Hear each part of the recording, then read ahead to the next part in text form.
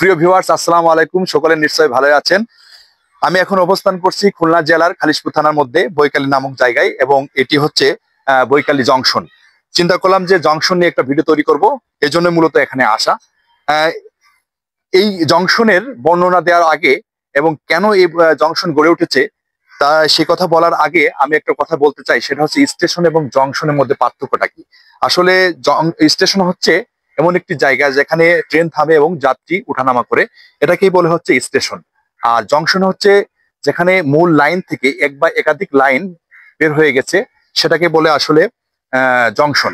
এই জংশনটা আসলে মূলত কেন হয়? জংশনটা হয় এখানে বিভিন্ন ধরনের ট্রেন এসে লাইনগুলো চেঞ্জ করে, কারণ বিভিন্ন ধরনের লাইনে যাওয়ার জন্য বা লাইন পরিবর্তন করার জন্য এই জংশনটা তৈরি করা হয় মূলত।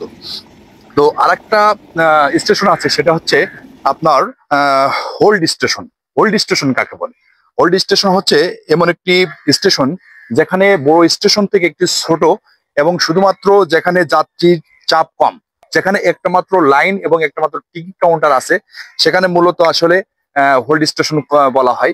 মূলত এটা হচ্ছে অন্যান্য যে পূর্ণাঙ্গ স্টেশন থেকে একটু সুযোগ সুবিধা কম, কারণ এখানে বিশ্রামাগার বা বড় কোনো রেস্তোরাঁ এগুলো আসলে থাকে না।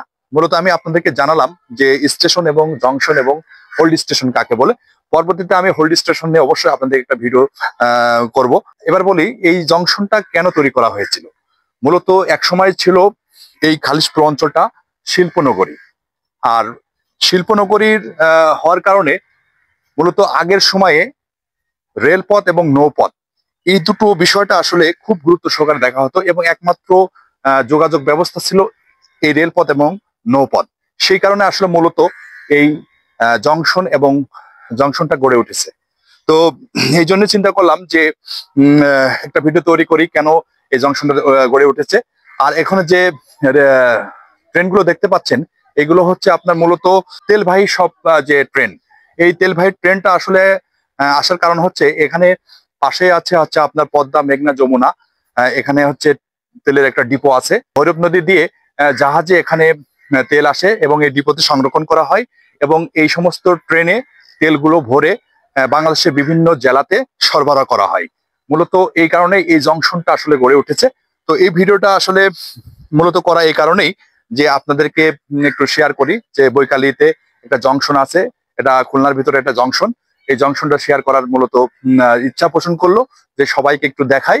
তো যদি ভালো লেগে থাকে তো অবশ্যই আমার এই ভিডিওটা শেয়ার করবেন এবং সকলকে দেখার সুযোগ করে দেবেন। কেমন হয়েছে অবশ্যই কমেন্টসে জানাবেন। ধন্যবাদ। আসসালামু আলাইকুম।